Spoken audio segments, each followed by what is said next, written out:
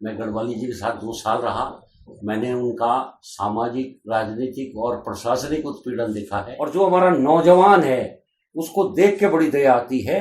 वो केवल शराब और पोस्टर चिपकाने और जय जयकार के नारे लगाने तक सीमित रह गया है। उसके अंदर लीडरशिप पैदा नहीं हुई। कांग्रेस भाजपा का जो चाल चरित्र है वो हड़पने का चाल चरित्र है। इन्होंने कभी राज्य की लड़ाई के लिए कोई काम नहीं किया। आप देख लीजिए 42 लोग अगर मरे हैं, इनका बीजेपी कांग्रेस का एक आदमी नहीं मरा।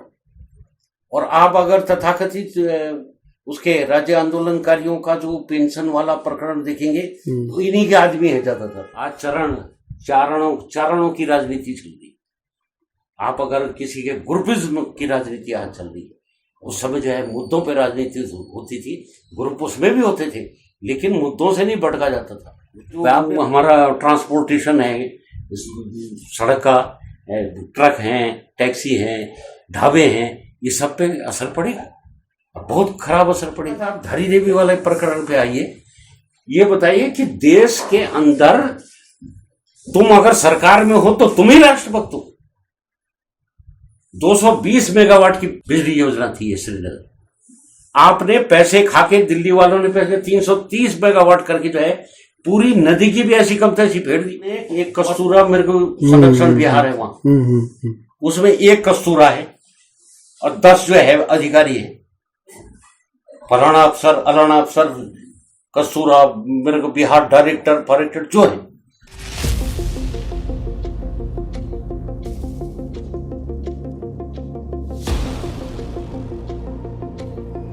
नमस्कार, रीजनल रिपोर्टर के शख्सियत प्लेटफॉर्म पर मैं अरुण कुकसाल। आज हम सबके बीच में एक ऐसा व्यक्तित्व जिसने अपना पूरा जीवन किशोरावस्था से और आज तक और आने वाले समय तक पूरे समाज के लिए समर्पित कर दिया है। जहां आज व्यक्ति तमाम सुख सुविधाओं के होते हुए भी अपने आप में सिमट कर रह गया है। उसका जो सामाजिक चेहरा है या सामाजिक व्यक्तित्व है वो सिमट गया, लेकिन उसका जो व्यक्तिवादी चेहरा है वो समाज को दिखाई दे रहा है। ऐसे विकट समय में हमारे बीच में ऐसे व्यक्तित्व मौजूद हैं। हम सब के लिए गौरव की बात है कि ऐसे समय पे हमें बार बार सामाजिक उत्तरदायित्वों के लिए जो एक दस्तक देने का काम करता है, आगाह देने का काम करता है, ऐसे व्यक्तित्व श्री अनिल स्वामी जी, मेरे मित्र, मेरे बड़े भाई मौजूद हैं। आज हम उनसे जानते हैं कि उनकी व्यक्तिगत जीवन में वो किस तरीके से सामाजिक जीवन के प्रति अभिप्रेरित हुए अपने अच्छे खासे करियर को छोड़ करके, और इस पूरी उनकी व्यक्तिगत जो जीवनचर्या है, और वैसे भी कहा जाता है कि एक सामाजिक कार्यकर्ता की कोई अपनी व्यक्तिगत जीवनचर्या न होकर के पूरी तरीके से एक सामाजिक जीवनचर्या हो जाती है। तो उन अनछुए पहलुओं को हम जानना चाहते हैं। तो मैं भाई साहब से, स्वामी जी से ये गुजारिश करूंगा कि आज से 50 साल पहले जब यहाँ पे विकास या तमाम चीज़ों की शुरुआत हुई होगी, उससे लेकर के जब आप किशोरावस्था से सामाजिक जीवन की तरफ आए होंगे, तो उस शुरुआत को कैसे हुई और किन लोगों से आप अभिप्रेरित हुए? उस समय वो कौन से लोग थे जिन्होंने यहाँ शिक्षा की और उसके बाद तमाम सामाजिक विकास की जो नींव रखी? तो वहाँ से शुरू करते हुए अपनी बात को रखने का कसम। धन्यवाद डॉक्टर कुकसाल, मैं आपका आभार प्रकट करता हूँ। जीवन में लक्ष्य, एक सामान्य लक्ष्य जो है परिवारों का रहता है कि लड़का पढ़ेगा, लिखेगा, नौकरी करेगा, शादी होंगे, बच्चे होंगे।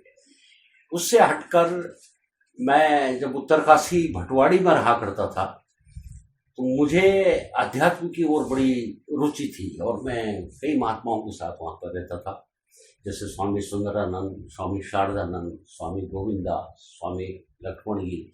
ये सारे लोग जब वहाँ पे रहे तो मेरा जो झुकान रहा वो अध्यात्म की तरह होने के कारण जो है संन्यास प्रक्रिया की तरफ जाने का रहा। तो मैं सन 1975-76 में जो है मैंने तथाकथित संन्यास की ओर अपने कदम उठाए, लेकिन मैं किन्हीं पारिवारिक परिस्थितियों के कारण वापस आ गया, लेकिन मेरी प्रवृत्ति नहीं बदल गई।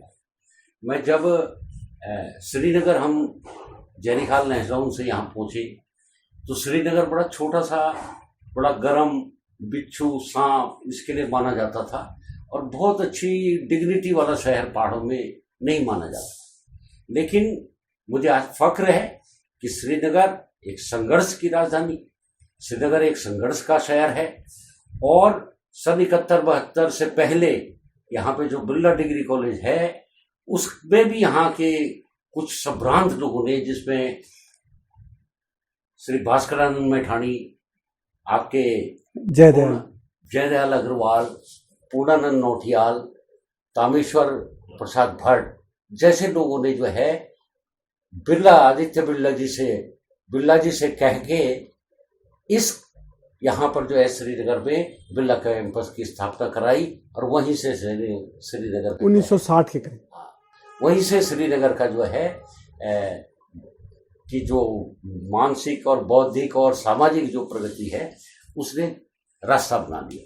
सन 71 में मुझे आज भी याद है कि एक टेलीग्राम आया था और उस समय जो है निर्दलीय विधायक होते थे शिवानंद नौटियाल, वो टेलीग्राम आया था हुकम सिंह नेगी वीरभूमि प्रेस वालों का। वहाँ पे लिखा था कि सदन में उत्तराखंड विश्वविद्यालय विधेयक आ रहा है, गढ़वाल में इसकी संभावना कम प्रतीत हो रही है, अगर कुछ कर सकते हो तो करिए। उसी रात को, ये 7 जुलाई 1971 की बात है, उसी रात को बैजनाथ तोमर, स्वर्गीय पत्रकार भाई साहब कैलाश जुगरान, हीरावल्लभ उनियाल, बॉबी रावत और हुकम सिंह नेगी, अब हीरावल्लभ उनियाल, ये सारे लोग जो है वहाँ पर बैठे और उसी रात को डिक्लेयर हुआ कि कल 8 जुलाई से जो है बैजनाथ तोमर और कैलाश जुगरान जो है भूख हड़ताल में बैठेंगे और कल से गढ़वाल विश्वविद्यालय का आंदोलन शुरू होगा। मुझे आज तक याद है कि सवेरे ऊपर वाले हनुमान मंदिर से जो है 10-20 लोगों का एक जुलूस जब चला तो जिसने जिस घर से देखा, ब्राह्मण मोहल्ला रहा हो, केवट मोहल्ला रहा हो, अपर बाजार रहा हो, महिलाएं और पुरुष जो है उस जुलूस में चलती गई। गोला बाजार के जो है 50-100 हुए और गणेश मंदिर के आसपास आते आते 200-400 लोग वहाँ पे इकट्ठा हुए और उस समय बिरला कैंपस के प्रधानाचार्य पुत्तूलाल श्रीवास्तव हुआ करते थे और जन आंदोलन की आगाज जब शुरू हुई तो उसने लक्ष्य को प्राप्त किया और लक्ष्य प्राप्त करने में उस समय के स्वामी मनमथन के नेतृत्व में ऋषि वल्लभ सुंदरियाल, आपके कुंज बिहारी नेगी, मोहन सिंह गांववासी, अवध बिहारी पंत, वीरेंद्र पैनोली, जगदम्बा प्रसाद रतूड़ी और कमलाराम नौटियाल, आपके प्रताप सिंह पुष्पाण, श्री कृष्णानंद गिरी, स्वामी ओंकारानंद आदिबद्री, ऐसे लोगों के संगठन के नेतृत्व में जो है आंदोलन चला और आंदोलन ने अपनी सफलता प्राप्त की। और उस समय गढ़वाल विश्वविद्यालय के उस आंदोलन में कृष्णानंद मैठाणी, विक्रम चौहान, राजा राम चमोली, हृदय राम भट्ट, बहुत सारे ऐसे नौजवान थे जो हमारे सीनियर हुआ करते थे और हम उनके साथ कंधे से कंधे मिलाते हुए आगे बढ़ते रहे और विश्वविद्यालय के जन आंदोलन ने अपना शिखर चूमा और गढ़वाल विश्वविद्यालय की स्थापना हुई। इसमें सबसे बड़ी बात यह है कि श्रीनगर में जितनी महिलाएं होती थी सब सीमित संसाधनों के लोग होते हैं। महिलाएं गायें पालती थी, घास के लिए जाती थी और दिन में जन आंदोलन में शरीक होती थी और उसमें हर वर्ग, जिसमें हमारे जिनको हम SC/ST वर्ग बोलते हैं, उसका भी इसमें बहुत महत्वपूर्ण योगदान रहा।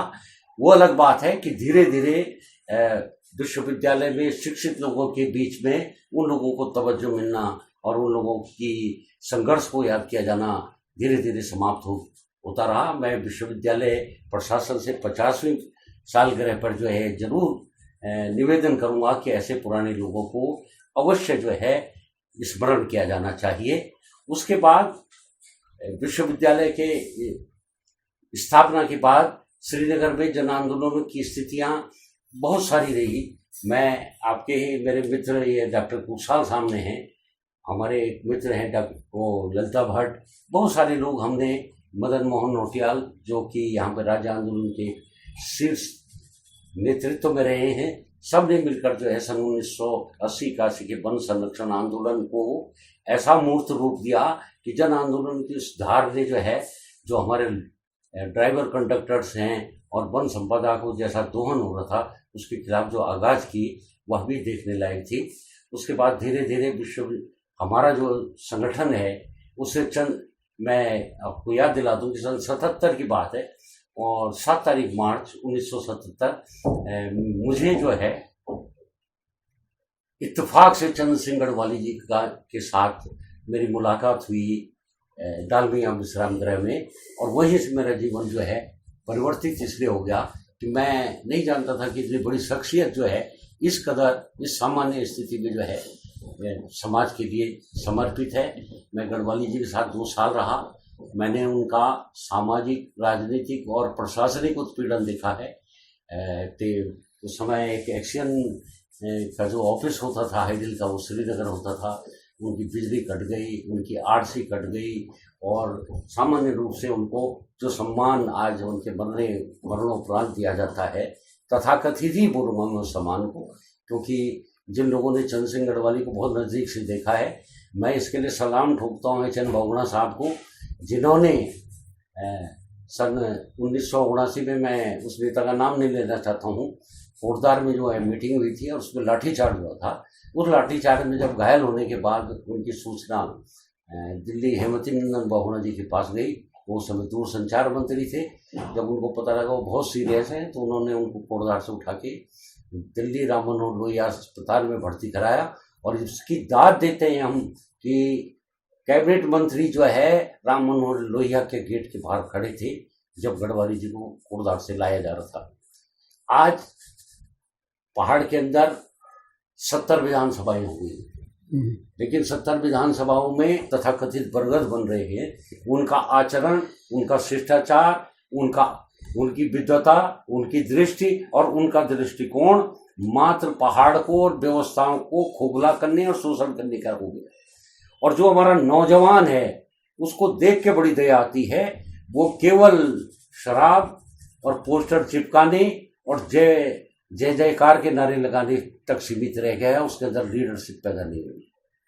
पुराने लोगों में श्रीनगर तो बहुत अच्छा शहर रहा है, बहुत सारे लोग यहाँ से लीडरशिप के लिए आगे निकले हैं, जिन्होंने अपने अपने स्थान पे जगह बनाई है।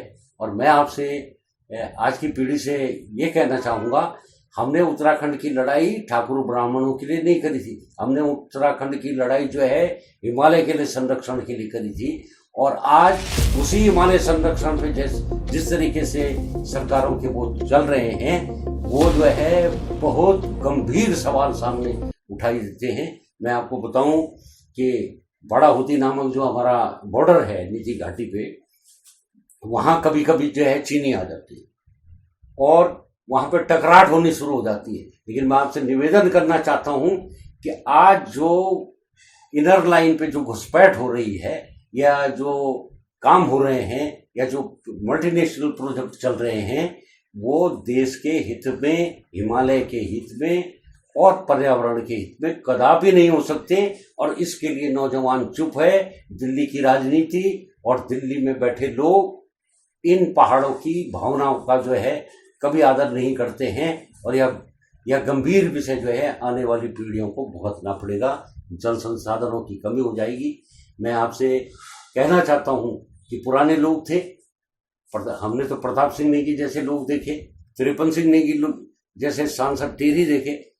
सन 1948 में जब कीर्तिनगर की क्रांति हुई थी, टेरी की क्रांति हुई, तो 11 जनवरी 1948 को नागेंद्र सकलानी का जो मृतक शरीर था वो चंद्र सिंह गढ़वाली सिंह नेगी जी के जो है गढ़वाली जी के उसमें था, गोद में था।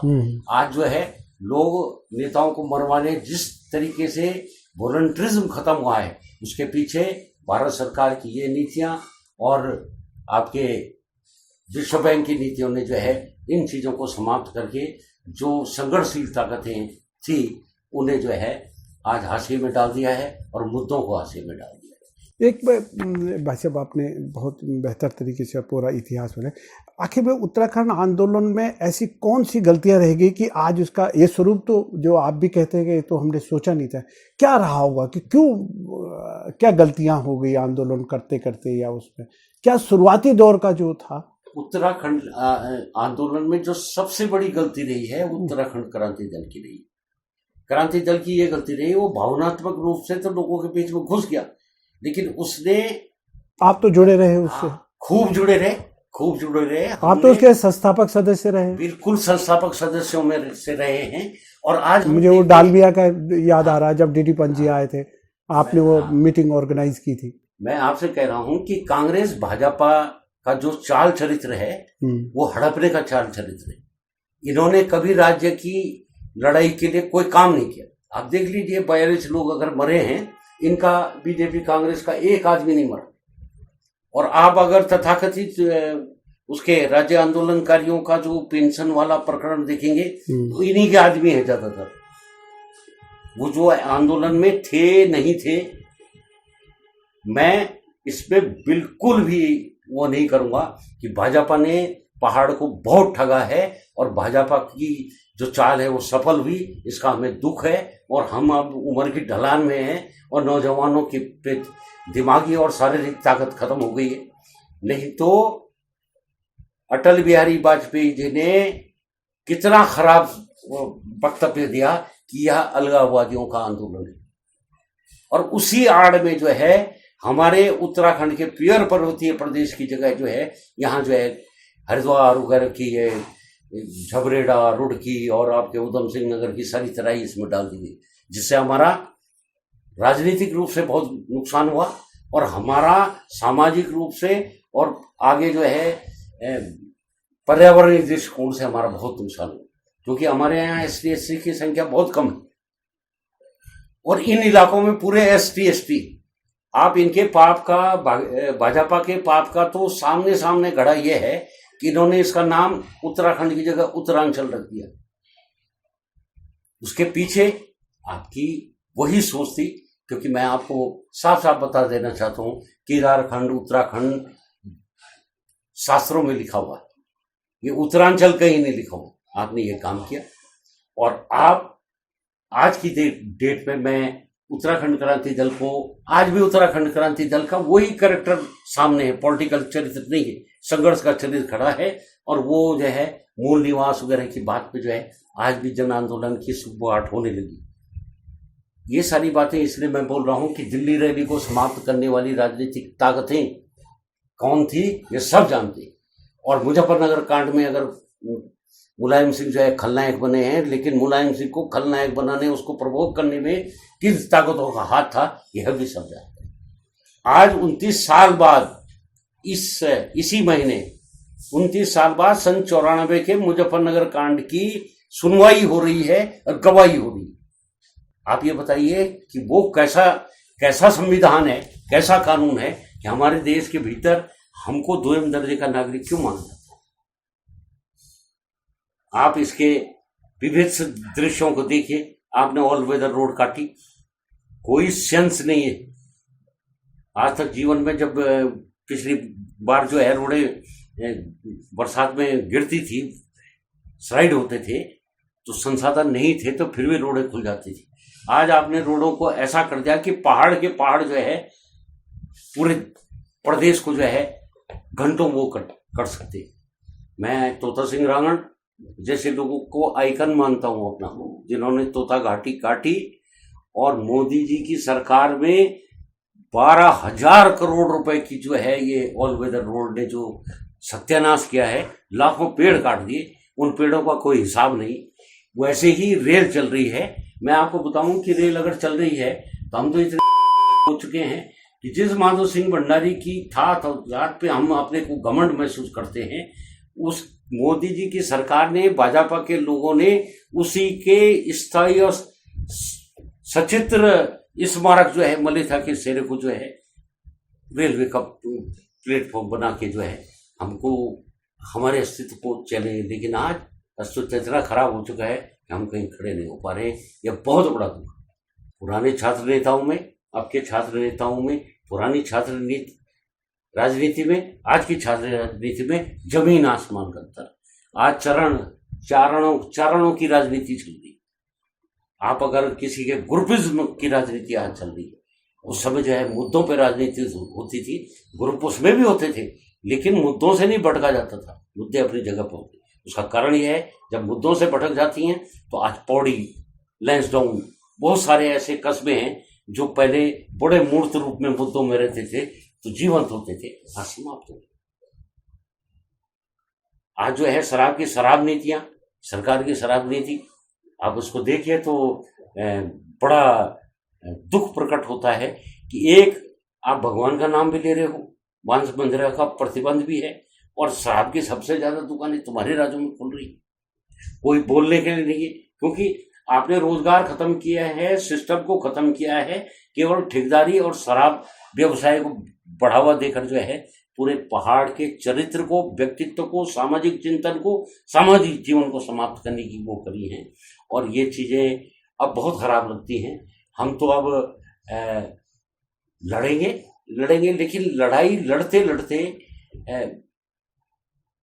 किसी दिशा और दशा की तरफ न जाना, ये हमारे लिए बड़ा भारी दुर्भाग्य है।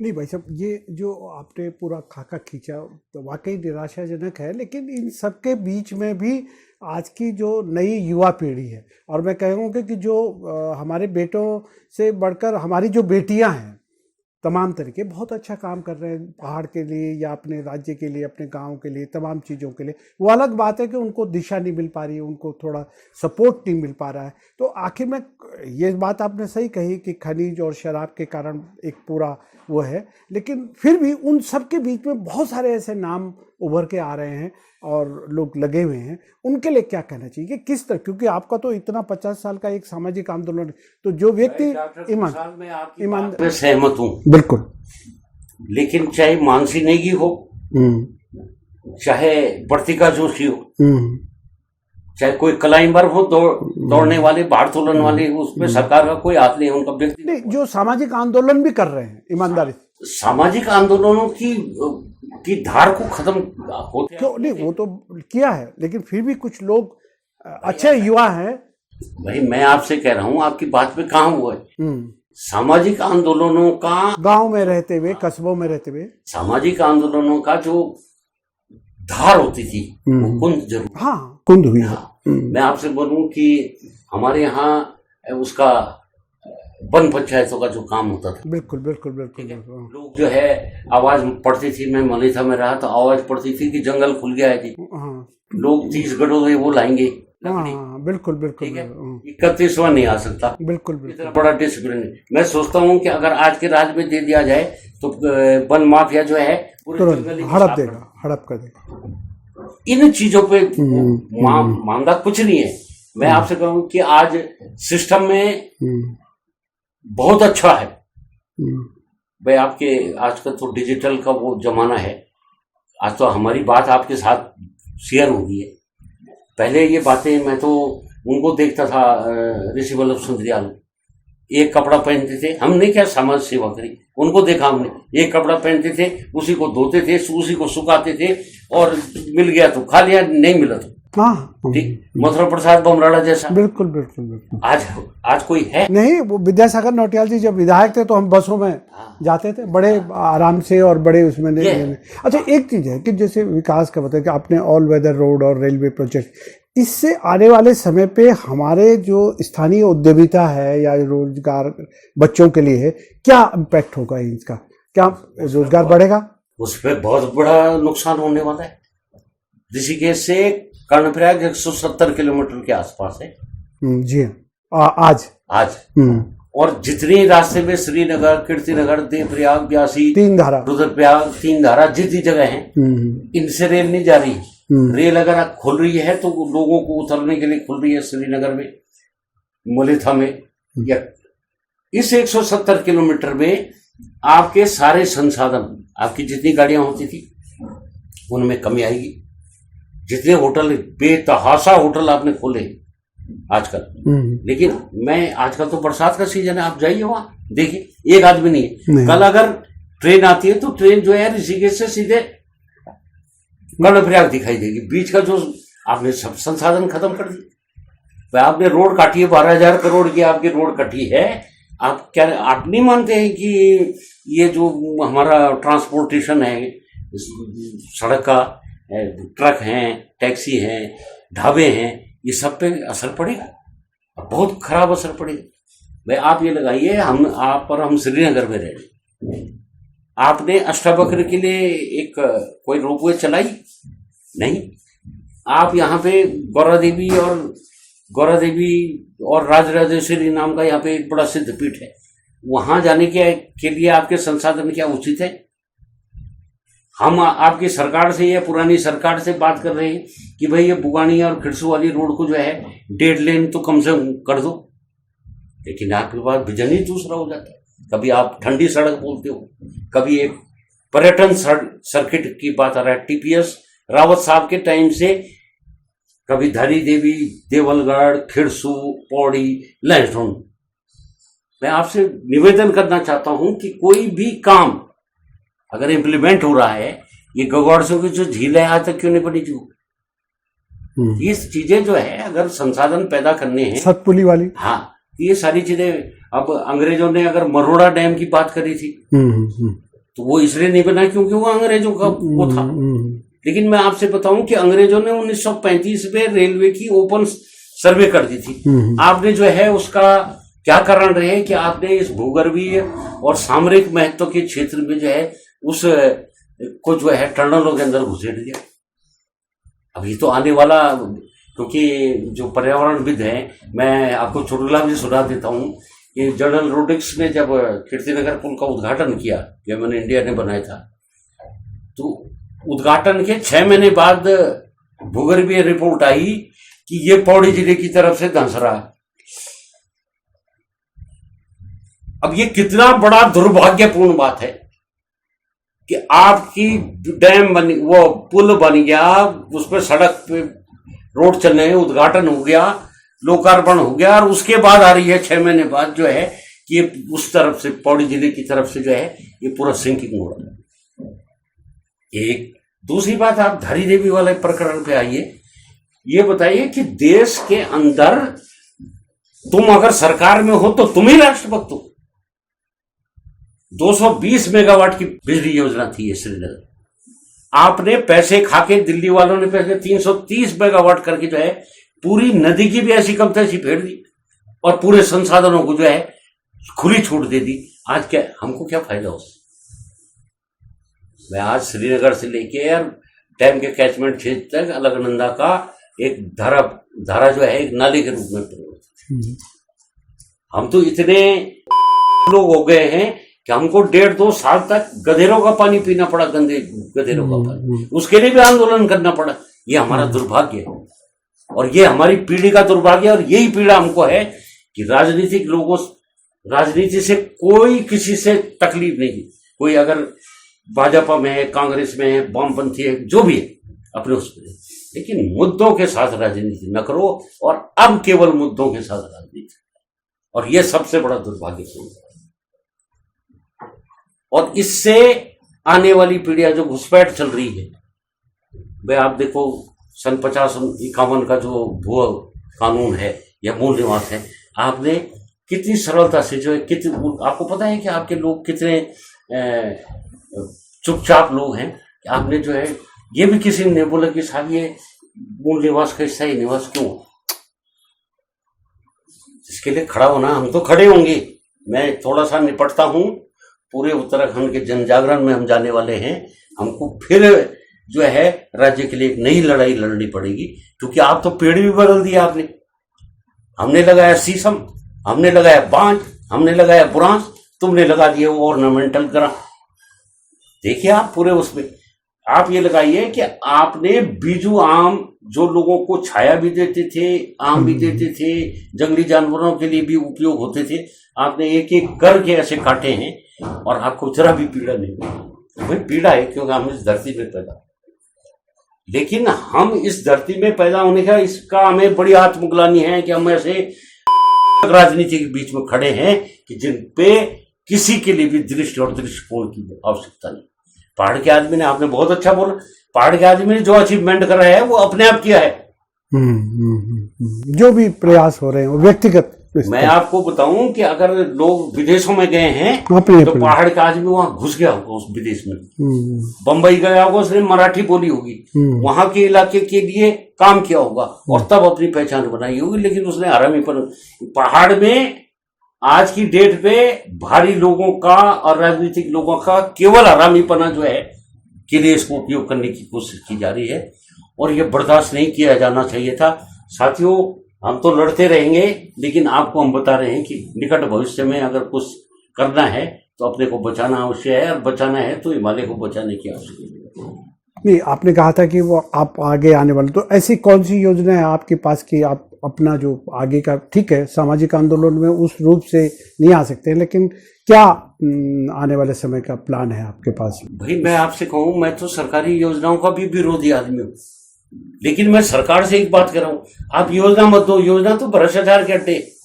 हम आपसे कह रहे हैं कि आप संसाधन अवसर दो। बिल्कुल, संसाधन दोगे, खेल का संसाधन दो, गाने का दो, टैलेंट का संसाधन दो। ये हमारे यहाँ फिल्मों की बात होती है। मैं आपको बताऊं कि इतना सुंदर हमारा क्लाइमेट है, कहीं हमारे यहाँ कोई फूलों का बगीचा है जिसको यात्री आए और फूलों को देख दे? है नहीं है, क्योंकि आपके पास कंसेप्ट ही नहीं। उत्तर प्रदेश के राज्य में रानीखेत हॉर्टिकल्चर का हेडक्वार्टर हुआ करता था, बिल्कुल, आपने वो समाप्त कर दिया। और तो और बताऊं मैं आपको कि 70 उद्यान होते थे। ये इतनी नालायक सरकारें हैं, इन्होंने ये जो है 2-3 हजार रुपए साल की, 90 साल की लीज पे जो है 2-3 हजार रुपए सालाना उस पे जो है किराए पे दी। हम अगर हॉर्टिकल्चर पे बात करते हैं, हम अगर पर्यटन की बात करते हैं, पर्यटन तुम्हारे से नहीं पैदा होना, पर्यटन संस्कार से पैदा होती है, शिष्टाचार से पैदा होते हैं, तमीज से पैदा होती है। आपने क्या किया? ना आपके पास पार्किंग, ना आपके पास पानी की सुविधा, ना आपने, एक बेचारा काली कमली वाला बाबा चलता था, उसने जो है जगह जगह धर्मशालाएं बनाई, कलकत्ता से लेकर बद्रीनाथ तक।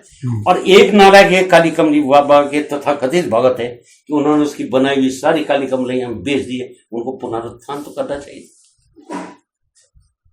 आज अगर ये सरदार लोग न हो तो वॉलंटियरिज्म का तो कोई मतलब ही नहीं रहेगा। मैं आपसे निवेदन करना चाहूंगा भाइयों, हमको धार्मिक रूप से भी, आध्यात्मिक रूप से भी, शिष्टाचार से यात्रा चलेगी, शिष्टाचार से नहीं। जो केदारनाथ को अभी जो इतनी पब्लिसिटी मिली और इतने सारे प्रकरण हुए, क्या अगर ये इसी तरीके से बढ़ता रहा तो निश्चित रूप से चिंता का विषय है। मैं आपसे कह रहा हूं कि आपके खच्चर मर रहे हैं, मर रहे, आपका पशुपालन विभाग फेल, ये सक्रिय है तो थाम नहीं पा रहा है। लेकिन मैं आपसे बोल रहा हूं, उसके रेमेडी है ना, आप छोटे छोटे रोपवे लगाओ, लोग पैदल भी चलेंगे, चट्टियां भी सुरक्षित रहेंगी।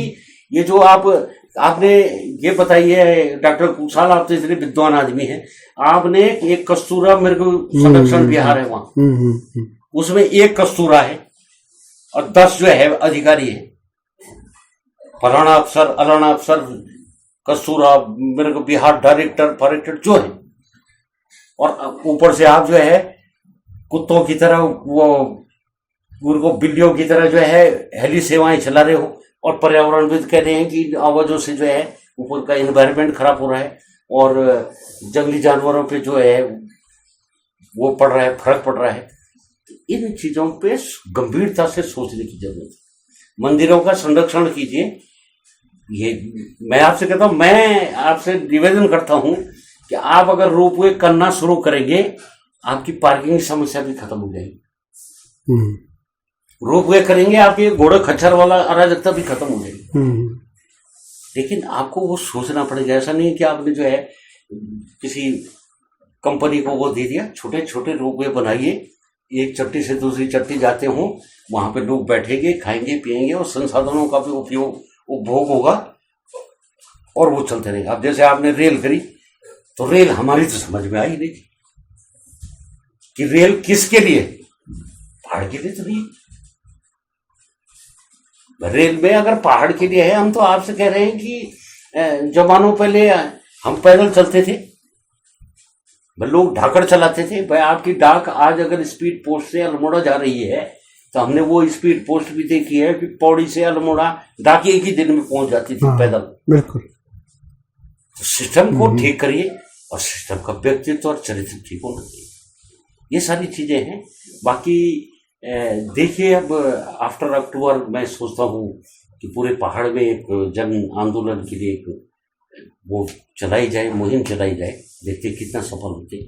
मित्रों, अनिल स्वामी जी के पास बैठना ही अपने आप में पूरी तरीके से पहाड़ को समझना और पहाड़ की जो अंदर की जो अनुभूति है उसको समझना, उसके दर्द को समझना होता है।